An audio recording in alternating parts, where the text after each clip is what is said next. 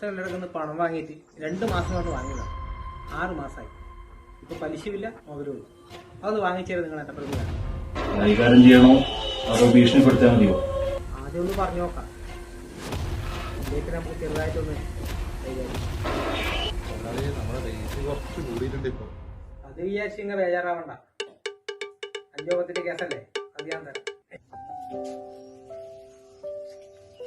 അമ്മേ, ഞാനത് ടൗണിൽ പോയിട്ട് മരുന്ന് സാധനം മേടിച്ചിട്ട് തരാം.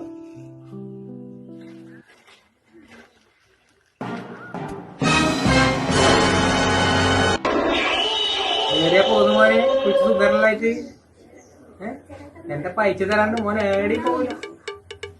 മുതലാളി തട്ടിയാലോ? ഞാനായിട്ട് നമുക്ക് അകത്തുനിന്ന് സംസാരിക്കാം. അപ്പുറത്തൊക്കെ ആൾ ശ്രദ്ധിക്കുന്നുണ്ട്. നിങ്ങളെവിടെയൊക്കെ ഞാനോ സംസാരിച്ചിട്ട് വരാം. രമേശ, എന്റെ മുതലും പലിശയും എടുക്ക്, എന്നിട്ട് നമുക്ക് വർത്താനം പറയാം. ഞാനായിട്ട് എന്റെ അവസ്ഥ ഒന്ന് മനസ്സിലാക്കി. നമുക്ക് സുഖമില്ലാത്തതുകൊണ്ട് ഞാൻ ഹോസ്പിറ്റലായിരുന്നു. എനിക്കൊരു ചിട്ടി കിട്ടാറുണ്ട്. അത് കിട്ടിയാണ് ഞാൻ എന്നായിട്ട് പൈസ തരാം. ചിട്ടി എപ്പോ കിട്ടും? എനിക്കൊരു 3 മാസം സമയം. 3 മാസാ? എന്നാ രമേശ നീ പറയുന്നത്? എനിക്കറിയാം. അതിന്റെ പിള്ളേരെയും കൊണ്ടാ ഞാൻ വന്നത്.